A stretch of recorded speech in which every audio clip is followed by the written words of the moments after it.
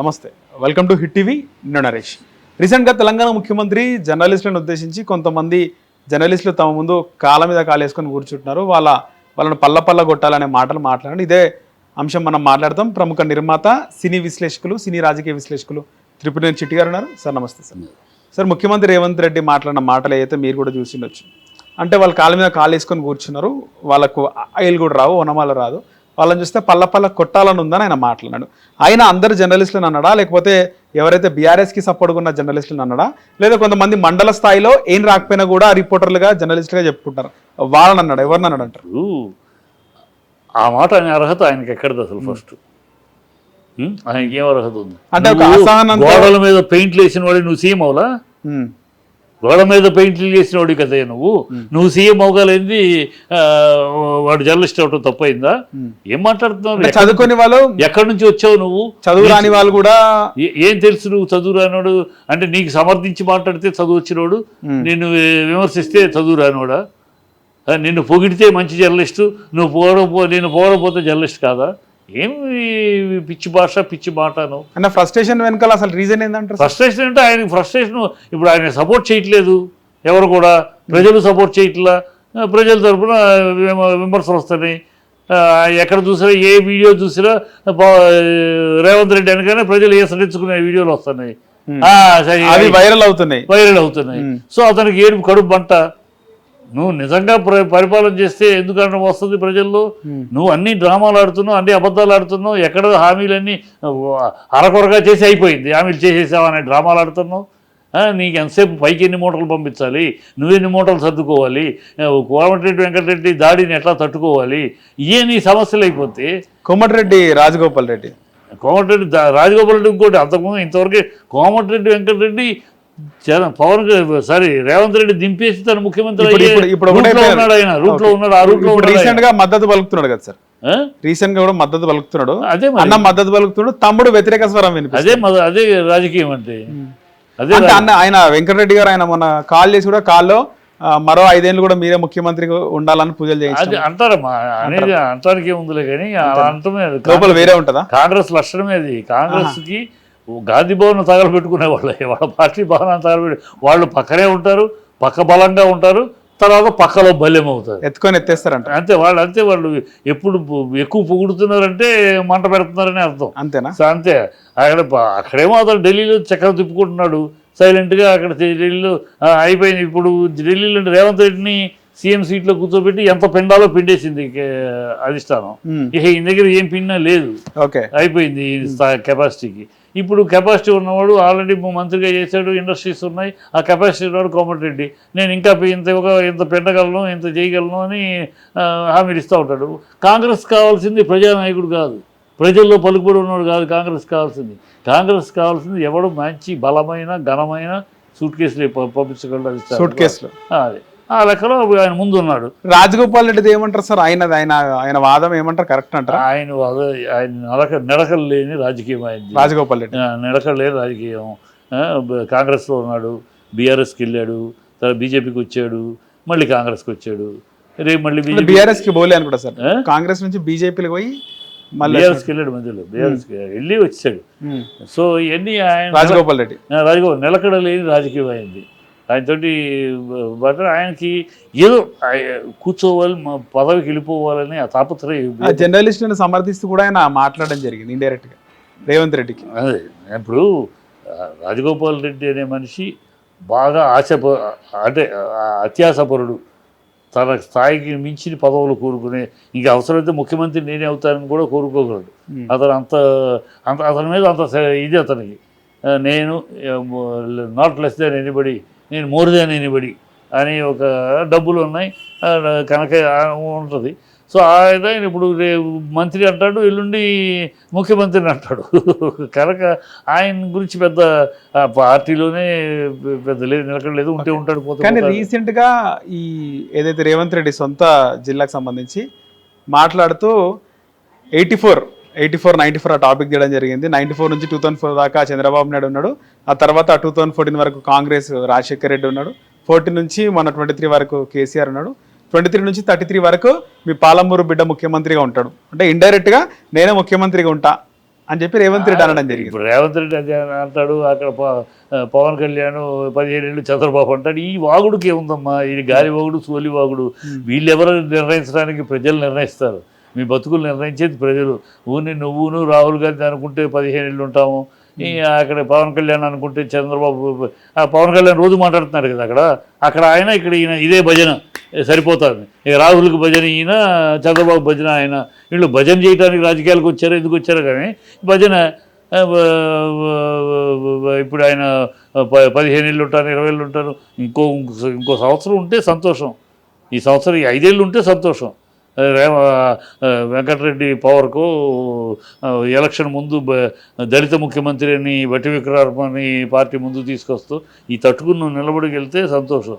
ఊనే అందుకని రాహుల్ గాంధీని తృప్తిపరచడం కోసమని పెద్దమ్మ గుడి కూల్తా. ఎందుకంటే రాహుల్ గాంధీ హిందూ వ్యతిరేకి, టెర్రరిస్ట్ అంటాడు, హిందూ టెర్రరిస్ట్ అంటాడు. సనాతన ధర్మం డెంగీ, పెద్దమ్మ గుడిని పగలగొట్టడం. అందుకే ఎందుకంటే హిందూ టెంపుల్ పగలగొడితే అక్కడ ఆనందపడేది ఎవరు? రాహుల్ గాంధీ. రాహుల్ గాంధీ కాంగ్రెసే హిందూ వ్యతిరేక కదా, అది హిందూ వ్యతిరేక పార్టీ. హిందువులు ఎంత తిడితే, హిందూ మా ఆచారాలు ఎంత తిడితే, సనాతన ధర్మాన్ని ఎంత విమర్శిస్తే అంత సంతోషం వాళ్ళకి. అందుకని రాహుల్ గాంధీ కళల్లో ఆనందం చూడటం కోసం గుడి పగలగొట్టడం. గుడి పగలగొట్టే వాడివి మరి ఓవైసీ కాలేజీని కూల్చు. 3 పక్కల చెరువు ఉంది కదా, కూల్చు. అక్కడెందుకు కూల్చా మరి? అక్కడెందుకు నా ఓవైసీ సక్కరాకుతావు? ఇక్కడ హిందువులు కూలుస్తావు ఎందుకు? హిందువులు కూలిస్తే ఆహా ఏం సాధించారు మా నాడని అక్కడ రాహుల్ గాంధీ ఆనంద బాష్పాలు ఉంటాయి.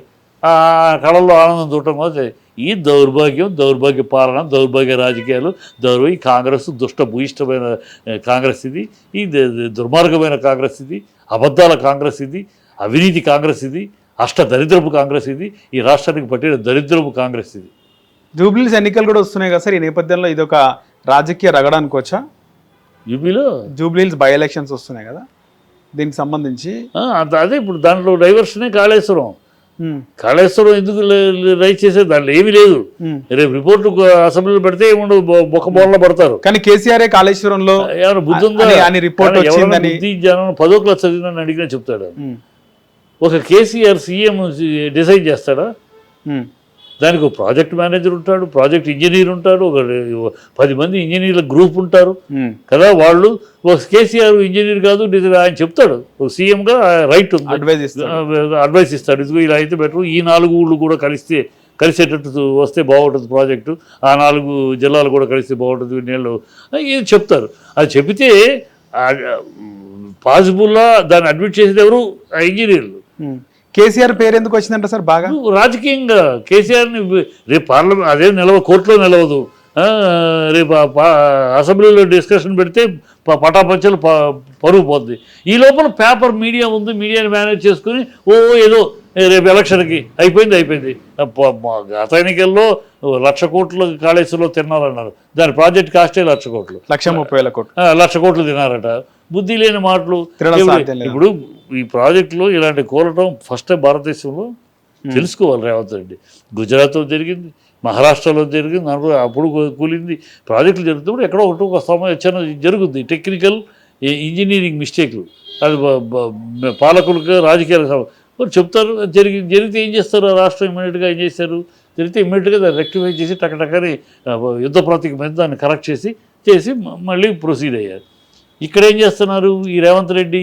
అది మేడిగడ్డ అయింది, ఇమీడియట్గా దాన్ని సెటిలైట్ చేసి రిపేర్ చేయాల్సింది పోయి అది వదిలేసి దాన్ని రాజకీయంగా వాడుకుందామని అల్లరల్లరి చేసి ఆ తెలంగాణ రాష్ట్ర మర్యాద తెలంగాణ వాళ్ళకి ప్రాజెక్టు కూడా కట్టుకోవడం చేత కాదు, ఏదో ప్రాజెక్ట్ కట్టారు కూలిపోయిందని, ఒక స్తంభం అంతా కూలిపోయిందని. మన నీళ్ళని రైతులకు నీళ్ళు ఎక్కడి నుంచి వచ్చినాయి? కాళేశ్వరం నుంచి కాదు. ఈ బుద్ధిహీనంగా రాష్ట్ర పరువును తీస్తూ రాజకీయం కోసం దరిద్రం చేస్తున్నారు వీళ్ళు. రాజకీయం కోసం ఇప్పుడు తీసుకొచ్చి రేపు బై ఎలక్షన్ వస్తున్నాయి కనుక ఇదేదో బూచి ప్రజలకు ఇప్పుడే నమ్మరు, గతంలో నమ్మారు కానీ ఇప్పుడు అందరికి ప్రజలకు అర్థమైపోయింది. ఇప్పుడు ఆయన ఏం చేస్తాడయ్యా? ఇంజనీర్లు తప్పు, ఆయన ఏం చేస్తాడు? స్థానిక సంస్థల ఎన్నికలు ఇంకా ఇప్పుడు వస్తే ఏం సార్ పరిస్థితి ఎట్లుంటుంది అంటారు? పరిస్థితి ఏ ఎన్నికలు వచ్చినా కాంగ్రెస్కి పంగనామాలు పెడతారు ప్రజలు. ఎందుకంటే అంత నేను ప్రజలు తిరుగుతున్నాను, ప్రజల్లో అంత పథకాలు తీసుకొని పంగనామాలు పెడతారంట.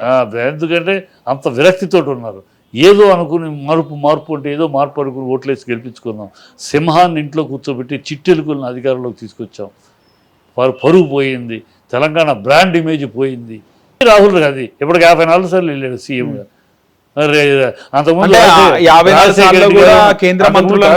ఎంతోమంది సీఎంలు ఉన్నారు. రాజశేఖర రెడ్డి గారు సీఎం ఉన్నారు, చెన్నారెడ్డి ఉన్నారు, వెంకటరావు ఉన్నారు, ఎంతోమంది సీఎంలు చేశారు కాంగ్రెస్. రాజశేఖర రెడ్డి కూడా పోతున్నాను కూడా ఎప్పుడు ఈయన నెలకోసారి ప్రాజెక్ట్ డిస్కషన్, మినిస్టర్స్ డిస్కషన్ ఒకసారి వెళ్ళటం అంతే. తర్వాత కేంద్ర మంత్రులు వెళ్తారు. రాజశేఖర రెడ్డి ఇలా పొద్దులు వేస్తే మంత్రి ఇది మంత్రుల ఎక్స్పాన్షన్, మంత్రులకు ఎక్స్పాన్షన్గా ఆయన ఎవరికి ఏ కేటగిరీ ఇవ్వాలి ఆయన అక్కడికే. ఈ పిచ్చి ఈయన కూడా కేంద్ర మంత్రులను కలుస్తున్నట్టు కదా సార్, పోయి కేంద్ర మంత్రులని కలుస్తున్నట్టు కదా పోయి. ఏం కలుస్తున్నాడు? ఏం ఫోటో షోలు తప్పితే కలిసాను, ఏదో చేస్తున్నాను చేస్తున్నామని తప్పితే ఏ పర్పస్ మీద కలిసావు, ఏం డిస్కస్ చేసావు? రోజుకు డ్రామా. ఇవాళ బీసీ ఇది డ్రామా, ధర్నా అంట. అక్కడికి వెళ్ళి ధర్నా ఏంటి?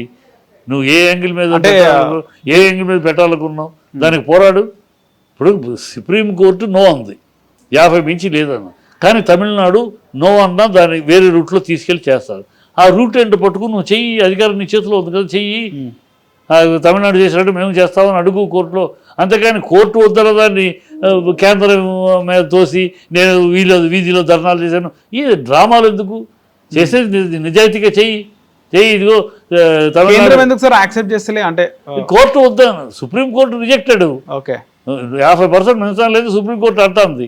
అన్నాక మళ్ళీ ఎట్లా ఆ కోర్టు ఆ తీర్పు ఇచ్చేటప్పటికే తమిళనాడులో పెరిగిపోయి ఉంది.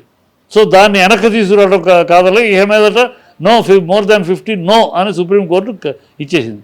సుప్రీంకోర్టు నో అన్నదాన్ని కేంద్రం ఏం చేస్తే నువ్వేం చేస్తావు? ఊరిని ప్రజల్ని డ్రామా 42% మన అసెంబ్లీలో పాస్ చేయడం జరిగింది కదా సార్.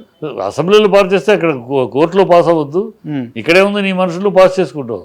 ఇది లెక్క కాదు కదా. అక్కడ 50% టోటల్ రిజర్వేషన్స్ 50% దాటానికి లేదు. ఇప్పుడు 43 అంటే ఎక్కడికి వెళ్తుంది? 56, 57 ఎంత అవుద్ది? అది ఒప్పుకోదు.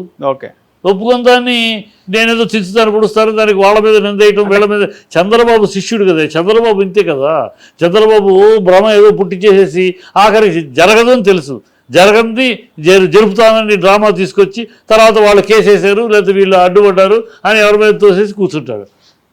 అదే శిష్యుడు కదా, అదే ఏదో ఒక డ్రామా క్రియేట్ చేయటం. చేయాలని చిత్తశుద్ధి లేదంట. చేయాలని చిత్తశుద్ధి ఉంటే అసలు వేరే రకంగా వెళ్తారు, ఇలా వెళ్ళడం. తమిళనాడు ఎలా వేశారు, కమిటీ వేసి తమిళనాడుతో కూర్చొని ఎట్లా చేయగలిగారు, ఏ పద్ధతిలో వాళ్ళది వెళ్ళింది ఆ రోజుల్లో, అది స్టడీ చేసి దాని ప్రకారం వెళ్ళడానికి చూస్తారు. అది వదిలేసి ఒక అసెంబ్లీలో తీర్మానం వెళ్తే అక్కడ రిజెక్ట్ అవుద్ది, పార్లమెంట్లో కోర్టులో రిజెక్ట్ అవుద్ది, సుప్రీంకోర్టులో. సో కేంద్రం అడ్డుకుంది, సుప్రీంకోర్టు చేసినా కూడా కేంద్రం అడ్డుకుంది అంటానికి. ఈయన చిల్లర రాజకీయాలు తప్పితే, చిల్లరతనం తప్పితే నిజాయితీ లేదు. సరే, ఇప్పుడు కల్వకుంట్ల కవిత కూడా 72 గంటల దీక్ష చేస్తుంది, ఆమరణ నిరాహార దీక్ష. ఆమె పైన మీ కామెంట్ ఏంటి సార్? బీసీల కోసం, బీసీ రిజర్వేషన్. ఏమో అమ్మాయి ఒక నాయకురాలుగా తన పోరాటం చేస్తుంది. Thanks, heads of, letter proceed. మరోవైపు తీన్మార్ మల్లన్న అసలు కవితకు మా బీసీ జాతికి ఏం సంబంధం, ఆమె మా జాతి కాదు, కోసం ఎందుకు చేస్తారు? అసలు తీన్మార్ మల్లన్నకి ప్రజలకి ఏం సంబంధం? తీర్మానం మల్లన్న ప్రజలకు ఏం చేశాడు, బీసీకి ఏం చేశాడు? బీసీని అనుకుంటే సరిపోతుంది. బీసీ ట్యాగ్ తగిలించుకొని నీ జీవిత కాలంలో బీసీకి ఏం చేశాడు? నేనే తీసుకొచ్చిన ఉద్యమం. ఉద్యమం నువ్వు తీసుకొచ్చేది ఎప్పటి నుంచో ఉంది, ఇవాళ నువ్వు తీసుకొచ్చేది బీసీ న్యాయం అని ఎప్పటి నుంచో ఉంది. నువ్వేమి చేసావు నీ జీవితంలో బీసీలకి? ఇదిగో నేను ఈ కార్యక్రమం చేశాను బీసీల కోసం, బీసీల బాగు కోసం ఈ పోరాటం చెప్పమను. ఊరినే రాజకీయంగా వాడుకున్నది. ఈయనేదో పెద్ద త్యాగిలాగాను బీసీల కోసం త్యాగం చేసే మా ధీరుడులాగా, సూర్యుడులాగా. ఆ అమ్మాయికి సంబంధం అంటారు. నీకేం సంబంధం అసలు? నీకేం సంబంధం? నేను బీసీని కదా, మా జాతి కదా అంటుంది సార్. బీసీలు చాలా నువ్వు నీ జాతి అయితే నువ్వేం చేసావని కదా లెక్క. బీసీగా నువ్వేం చేసావు? బీసీగా ఏం పోరాటం చేసావు? ప్రభుత్వం మెడల్ వంచినా 42% రిజర్వేషన్ రావడం మెడల్ వంచా. ఇది ఎప్పటి నుంచో ఉంది పిచ్చి మాటలు. నువ్వు అతను చెప్పడం ఏంటి? ఎప్పటి నుంచో ఉంది బీసీ పోరాటం. ఇవాళ కొత్తదా? ఇవాళ తీర్మానం మళ్ళీ వచ్చినాక బీసీ ప్రాబ్లం వచ్చిందా? ఎప్పటి నుంచో ఉంది అది. ఎప్పటి నుంచో నలుగుతుంది. ఆర్ కృష్ణయ్య కూడా కవితకు మద్దతు తెలిపింది కదా, ఏమంటారు మీరు అంటే ఆర్ కృష్ణయ్యకు పెద్ద మనిషి అయింది కదా, క్యాలి తప్పింది, అదే మతి స్థిమితం తప్పినట్టుంది. ఈ మాటలు మాట్లాడి ఇతనికి మతి లేదు, బుద్ధి జ్ఞానం లేదు, నోటి దోల. ఈ తీర్మానం వల్ల నోటి దోలకే గతంలో 2 కేసులు అనుభవించాడు. దోల అక్కడ ఉన్నప్పుడు వాళ్ళని తిడతాడు, ఇక్కడ ఉన్నప్పుడు వీళ్ళని తిడతాడు. ఎప్పుడు ఎవరితో మీడియా చేతిలో ఉంది కదా, తన ఏదో ఉంది కదా అని దోల, నోటి దోల మాటలు మానుకోవాలి. ఒక నాయకుడు అవ్వాలంటే ఈ నోటి దోలతో అవరు. నోటి దోల నాయకుడికి ఎప్పటికీ ప్లాట్ఫామ్ నాయకుడిగానే ఉంటాడు. ఆ నోటి దోల మానుకుని కొంచెం గౌరవంగా మాట్లాడితేనే స్టేజ్ నాయకుడు అవుతాడు, లేకపోతే ప్లాట్ఫామ్ నాయకుడే అలగా నాయకుడు లాగా తయారవుతాడు. అతను ఇప్పుడు అలగా నాయకుడిలాగా ఉన్నాడు. ఎప్పుడు ఏం మాట్లాడతాడు, చీప్గా, ఆ cheap temperament, cheap language, cheap విధానం, మాటలు, ఎవరిని పడితే ఏది పడితే మాట్లాడటం. అలాగే మాట్లాడే గతంలో వాళ్ళు పొమ్మన్నారు, చీప్ పొమ్మన్నారు, ఇక్కడికి వచ్చారు వీళ్ళు ఇప్పుడు చీప్ పొమ్మన్నారు ఆ నోటి దోలతోటి. ఇప్పటికైనా నోటి దోల వదులుకుని కొంచెం గౌరవంగా మాట్లాడితే ఒక నాయకుడిగా గుర్తింపు వస్తుంది, లేకపోతే ఈ చిల్లర నాయకుడు అనుకుంటారు. రైట్ సార్, ధన్యవాదాలు సార్.